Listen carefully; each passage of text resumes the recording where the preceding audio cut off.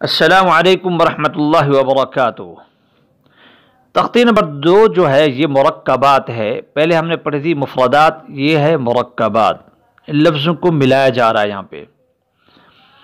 ये इन हरफों में एक तो लफ्ज़ की पहचान होती है और दूसरी अदायगी की भी पहचान होती है कि अदायगी सही हो पा रही है या नहीं।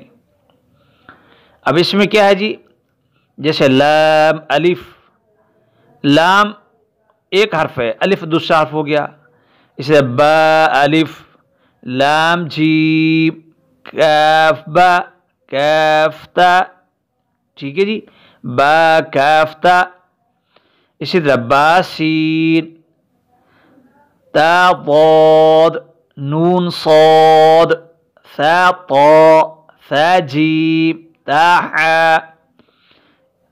नून बा लाम, बा नून नून, हाथा खौबा, ता हाता, या हाबा, नून हा, बा हामीम, खौ ज़ाल, खौ ज़ा, ता ज़ा, सीन लाम, आइन जीम, गौइन हा, बा आइन, ता गौइन ज़ाल, क़ाफ लाम, नून क़ाफ रा, या फा रा, हमज़ा सीन हमज़ा लाम।